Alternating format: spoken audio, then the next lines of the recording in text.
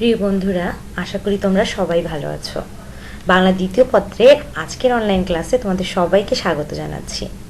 বন্ধুরা, ঝটপট আমরা আমাদের বই, খাতা এবং পেন্সিল নিয়ে বসে পড়ব।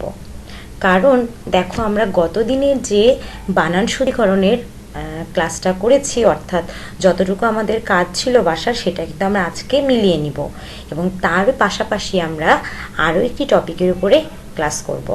ছোট্ট বন্ধুরা, তাহলে চলো আমরা আমাদের ক্লাসটা শুরু করি।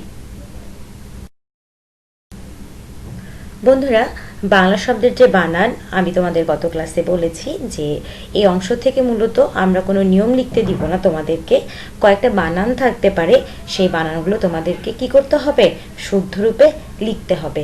অর্থাৎ এমন হতে পারে যে আমরা কিছু বানান অশুদ্ধ রূপে দিয়ে দিয়েছি, সেই বানানটা ভুল হয়েছে কিনা বা কোথায় ভুল হয়েছে সেটাই তোমরা আর কি ঠিক করে লিখবে। অনেক সময় কিন্তু তোমাদের যাচাই করার জন্য আমরা শুদ্ধ বানানও কিন্তু দিয়ে দিই, তো সেই ক্ষেত্রে তো শুদ্ধ বানানটাকে তোমাদেরকে চিনতে হবে। ছোট্ট বন্ধুরা, গত ক্লাসে আমরা যে বানানগুলো দেখেছি আমি তোমাদেরকে বলেছিলাম যে তোমরা সেই বানানগুলো বাসায় লিখবে, শুদ্ধ রূপটা লিখবে। আমি জানি তোমরা প্রত্যেকেই সেই কাজটা করেছো, বানানগুলো শুদ্ধ রূপ লিখেছো। এখন দেখো, আমরা ওই বানানগুলোর শুদ্ধ রূপটা মিলিয়ে নিব। আমরা খাতায় যা করেছি আমরা নিজেরাই পেন্সিল দিয়ে মিলিয়ে নিব। যদি ঠিক না হয় তাহলে আমাদের কি করতে হবে? মুছে আমরা ঠিক করে নিব। ঠিক আছে বন্ধুরা? বন্ধুরা, আমরা দেখতে পাচ্ছি যে একে আছে কি অ্যান্ড। তোমরা কিন্তু অ্যান্ড বানান লেখার সময় অনেকে ভুল করছো, বিশেষ করে তোমরা যখন আবেদনপত্র লিখছো তখন কিন্তু তোমাদের স্কুলের নাম দিতে চেয়ে অ্যান্ড বানানটা ভুল হচ্ছে। আমরা যখন ক্লাস করিয়েছি তোমাদের প্রথম সাময়িক পরীক্ষার সময় তখন কিন্তু বারবার বলেছি অ্যান্ড বানানটা অয়ের সঙ্গে জ ফলা আকার দিয়ে দন্ত নয় ডয় দিয়ে লিখবে। তোমাদের খাতার সময় হয়তো আমাদের যখন স্কুলের নামটা আছে তখন এই প্রথম যে নামটা দিয়েছে আমি অশুদ্ধ বানানটা এটা দেওয়া আছে, কিন্তু ওটা বারবার দেখা যায় খাতা প্রিন্ট করা থাকে, এটা বারবার ওই খাতাটা ওই প্রিন্ট দিয়েই বের করা হচ্ছে, সেজন্য হয়তো ভুলটা সংশোধন করা হয়নি। কিন্তু তোমরা লেখার সময় কিন্তু এই বানানটা লিখবে। খেয়াল করে দেখো, গির্জা বানান, গির্জা বানান এখনও অনেক জায়গায় দীর্ঘকার দিয়ে লেখা হয়। এখন দেখো সেটা কিন্তু রস্বইকার দিয়ে আমাদেরকে লিখতে হবে। এখানে তোমরা অনেক বানানই দেখবে যে বানানগুলো কিন্তু রস্বই দীর্ঘইর এখানে একটু পার্থক্য আছে, যেগুলো অশুদ্ধ কিন্তু সেটাই কিন্তু প্রচলিত। কিন্তু আমাদেরকে কি করতে হবে? শুদ্ধটাই লিখতে হবে। তিনে আছে দেখো উজ্জ্বল, উজ্জ্বল বানানে জয় জয়ের নিচে একটা কি করতে হবে? ব ফলা দিতে হবে। কাণ্ড বানানে দেখো মূর্ধন্য দন্তন্য কিন্তু হবে না। এখন একটা ব্যাপার হচ্ছে, আমি তোমাদের বলে রাখি, তোমরা তো এখন অনেক ছোট, তোমরা আরেকটু বড় ক্লাসে যখন উঠবে তোমরা নত্যবিধান সত্যবিধান বলে কিন্তু একটা তোমাদেরকে ব্যাকরণের একটা টপিক পড়তে হবে। মূলত ওই টপিকটা পড়লে তোমাদের অনেক বানান ঠিক হয়ে যাবে এবং বানানটা কেন ভুল হচ্ছিল সেটাও কিন্তু তোমরা জানতে পারবে। অর্থাৎ মানে দন্তন্য কোথায় বসে আর মূর্ধন্য কোথায় বসে, আবার যেটাকে আমরা মূর্ধন্য স বলি বা দন্ত স বলি সেগুলো কোথায় বসে, ওই আমরা ব্যাকরণের অংশটুকু যখন পড়ব তখন কিন্তু জানতে পারবো। পাঁচে আছে প্রাণ, খেয়াল করো এখানে মূর্ধন্য হবে। নার্সারি বানান, যেহেতু এটা একটি ইংরেজি শব্দ সেজন্য রস্বীকার আমরা শিখেছি, তাই তো? আচ্ছা, দলিল বানানটাতেও আমরা রস্বীকার দিয়ে করব। ইস্টার্ন বানানে দেখো, খেয়াল করো এখানে কি মূর্ধন্য শয়ে ট আছে, আমরা এখানে দন্ত স লিখব এবং এখানে মূর্ধন্যয় রেফ আছে, তাই তো? সেখানে আমাদের দন্তন্যয় কিন্তু রেফ দিতে হবে। এখন 9 এবং 10 বানানে দেখো, 9 নং এবং 10 নঙে জ্যৈষ্ঠ জ্যেষ্ঠ। খেয়াল করো, জ্যৈষ্ঠ কি একটা মাসের নাম, আর জ্যেষ্ঠ বলতে তোমার বয়সে যিনি বড় তাকে বোঝাচ্ছে। খেয়াল করবে এই দুইটাতেই কিন্তু জয়ের সঙ্গে জ ফলা, একটাতে ঐকার আর একটাতে ঐকার নেই, পার্থক্য এটুকুই। 11তে আছে দেখো উপকারী, উপকারী বানানে কিন্তু দীর্ঘিকারই দিতে হবে তোমাদের, ঠিক আছে? আর যেটা হচ্ছে তোমাদের উপকারিতা, দেখো এখানে উপকারিতা বানানে কিন্তু রস্বই ব্যবহার করতে হবে। আমাদের দীর্ঘ ই ওখানে ব্যবহার করছি আর এখানে কিন্তু রস্বই ব্যবহার করছি। স্টিমার বানান, যেহেতু এটা ইংরেজি শব্দ সেজন্য আমরা কি ব্যবহার করব? এখানে দন্ত শয়টা। বাঙালি বানান, জাতির ক্ষেত্রে আমরা কিন্তু নিয়ম পড়েছি আমাদের বইয়ের 102 পৃষ্ঠাতে, যে জাতি বোঝায় এরকম ক্ষেত্রে আমরা কি করেছি? আমরা কিন্তু রস্বইকার ব্যবহার করেছি। সেরকম দেখো জাপানি, ইংরেজ, যাদেরকে ইংরেজি যখন আমরা বলছি সেক্ষেত্রে কিন্তু ভাষার অর্থে রস্বইকার ব্যবহার করা হচ্ছে। এরপরে দেখো হর্ন, হর্নও কিন্তু একটা ইংরেজি শব্দ, সেজন্য আমরা কি করব, মূর্ধন্য ব্যবহার না করে দন্তন্য ব্যবহার করব।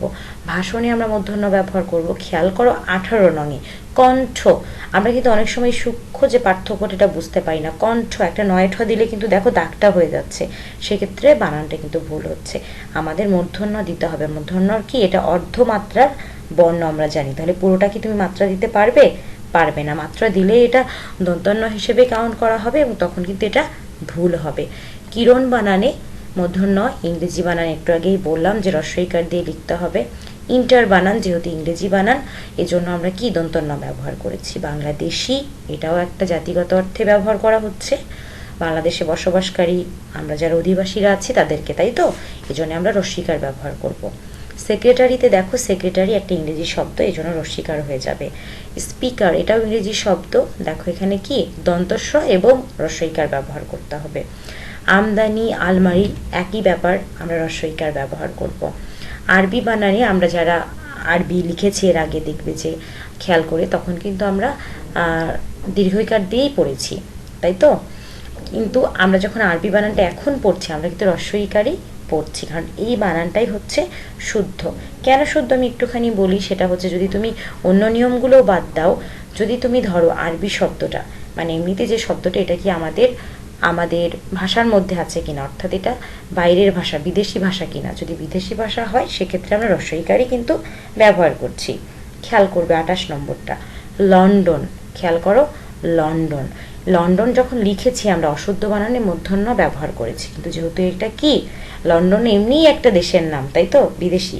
আচ্ছা, এটা আমরা ইংরেজির ক্ষেত্রেও কিন্তু ব্যবহার করি, তো সেই ক্ষেত্রে এটা দন্তন্য ব্যবহার করা হবে। কিন্তু যখন তুমি লন্ড ভন্ড করছো তখন কিন্তু তোমাকে মূর্ধন্য ব্যবহার করতে হচ্ছে। 30-এ দেখো কি বলছে, কারেন্ট, কারেন্ট বানানটা ইংরেজি শব্দ, সেজন্য তুমি এখানে মূর্ধন্য ব্যবহার করতে পারবে না, সেজন্য কারেন্ট কি হয়ে গিয়েছে, এখানে দন্তন্য হয়ে গিয়েছে। ছোট বন্ধুরা, আশা করছি তোমরা বানানগুলো মিলিয়ে নিয়েছো। তোমরা এগুলো প্র্যাকটিস করতে থাকো, এর মধ্যে থেকে বা এরকম দেখেই কিন্তু তোমাদের পরীক্ষায় আসবে। এখন আমরা আমাদের আজকের যে পরবর্তী টপিক সেটা একটু দেখে নিব।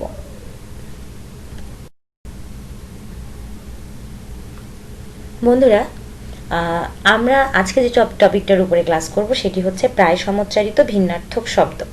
খেয়াল করো, আগে এই আমরা যে অংশটা পড়ছি, অংশটার আসলে অর্থটা কি দাঁড়ায় সেটা বুঝে নাও।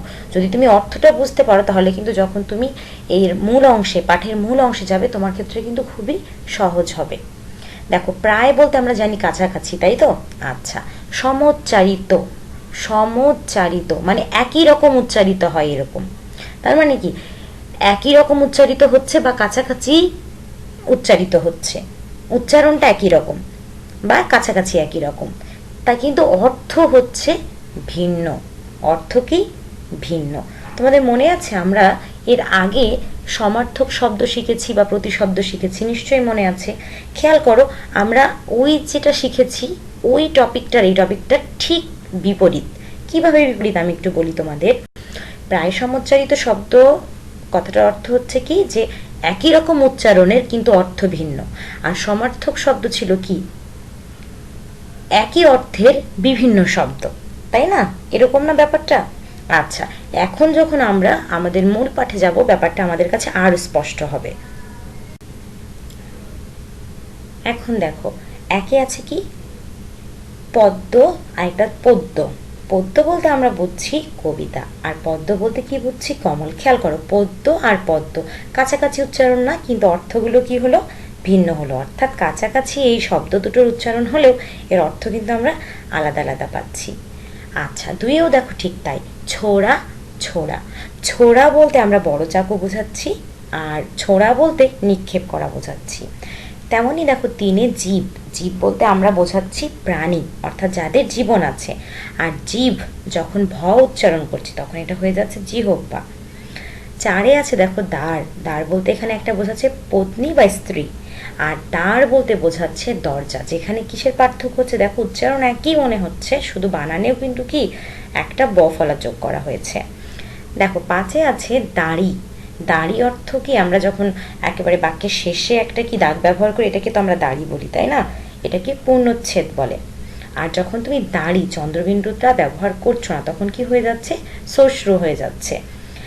অর্থাৎ এই দাড়ি বলতে আমাদের মুখমণ্ডলের দাড়ি বোঝাচ্ছে, তাই তো? আচ্ছা, দীপ, দেখো দীপ অর্থ কি? দীপ অর্থ প্রদীপ, অর্থাৎ যেটা জ্বালিয়ে আলোকিত করতে পারি, তাই না, এরকম প্রদীপ। আর দ্বীপ বলতে কি বোঝাচ্ছে? জলবেষ্টিত স্থান, আমরা বলি ওই দ্বীপে তাকে পাঠিয়ে দেওয়া হয়েছে, তাই না, এরকম আইল্যান্ড যেটাকে বলি আমরা আর কি। নীর, খেয়াল করো, নীর, নীর অর্থ আমরা বলছি পানি, আর যখন নীর বলছি তখন সেটা হয়ে যাচ্ছে পাখির বাসা। নারী, খেয়াল করো, নারী অর্থ ধমনী বোঝাচ্ছে, তাই তো? আমাদের যে নারীর কথা, এটা ধমনী। পরীক্ষা দেখবে যে হাতে অনেক সময় এরকম করে ডাক্তার কি রেখে হাত দিয়ে দেখে তোমার পালসটা যেরকম মানে মাপে, তখন কিন্তু এটাকে আমরা কি বলছি? ধমনী, বা নারী পরীক্ষাও কিন্তু বলা হয় এটাকে। আর নারী, নারী বলতে স্ত্রীলোককে বোঝাচ্ছে, প্রাপ্তবয়স্ক যে মেয়েরা আছে তাদেরকে বোঝাচ্ছে। পরের অংশে দেখো কি বলছে, স্বাক্ষর। স্বাক্ষর যখন ব থাকবে না, অর্থাৎ ব ফলা থাকবে না, তখন এটা দ্বারা বোঝাবে অক্ষর জ্ঞান সম্পন্ন, তাই তো? আর যখন স্বাক্ষর তুমি লিখছো তখন তো আমরা বলি না যে সিগনেচার করে দাও, দস্তখত করে দাও, এটাকে বোঝাচ্ছে। আর দেখো দশের সব, সব বলতে এখানে মৃতদেহ কেন হচ্ছে? তালব্যস্য হলে কিন্তু মৃতদেহ, আর যখন দন্তস্ব তুমি ব্যবহার করবে তখন সব বলতে সব কিছু, সকলকে বোঝাবে। 11তে দেখো বলছে দিন, দিন অর্থ কি? দিবস। আর দিন যখন মানে দীর্ঘইকার দিয়ে তুমি লিখছো তখন কি হচ্ছে? দরিদ্র হয়ে যাচ্ছে, গরিব লোক যাকে আমরা বলি। নিচ, দেখো নিচ অর্থ নিচে, যেমন আমরা বলি এই পড়াগুলো তুমি নিচের দিকে দেখতে পাবে, বা আমরা আজকের প্রশ্নের উত্তরগুলো নিচে দিয়ে দিয়েছি, সেই ক্ষেত্রে ওটা নিম্ন বোঝানো হবে। আর নিচ বলতে একটাকে কি? হীন বোঝায়, মানে লোকটার মন মানসিকতা অনেক নিচ, মানে ওই অর্থে বোঝাচ্ছে। দেখো নব, নব অর্থ আমরা বলছি কি?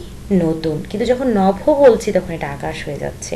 খেয়াল করবে আমরা বলি না নভোচারী, তাই তো, এরকম বলি না? আচ্ছা, নভোযান বলি, আকাশে যে যান চলে, তাই না, এরকম বলি। আচ্ছা, 14তে দেখো বলছে শিকড়। খেয়াল করো, শিকড় কি? গাছের মূল। আর যখন তুমি শিকড় বলছো, শিকড় হচ্ছে তখন গাছের মূল, আর যখন শিকড় বলছো তখন হচ্ছে জলকণা। তারপরে দেখো 15 রঙে হালি, হালি বলতে চারটি, তাই তো? চারটি কোনো কিছু আমরা বলি এক হালি ডিম, এক হালি কলা, এরকম বলি না? আচ্ছা, কিন্তু যখন হালি বলছো, হালি দীর্ঘইকার ব্যবহার করছো, তখন এটা কৃষক হয়ে যাচ্ছেন, মানে যিনি হাল চাষ করেন, এরকম। দেখো হালি বানানটাতে কিন্তু তোমরা ডিকশনারিতে দেখতে পাবে যে রস্বইকার দিয়েও করা আছে, তবে বইয়ে যেহেতু দীর্ঘইকার দিয়ে করা, আমরা এটা দিয়ে করারই চেষ্টা করব।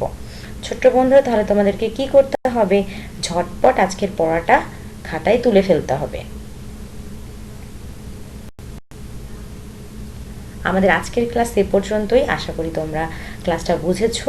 এরপরও যদি তোমাদের কোনো অসুবিধা থাকে তোমরা অবশ্যই জানাবে কমেন্ট সেকশনে, আমি চেষ্টা করব তোমাদের সমস্যাটা সমাধান করে দেওয়ার। সকলকে অসংখ্য ধন্যবাদ জানিয়ে শেষ করছি আজকের ক্লাস।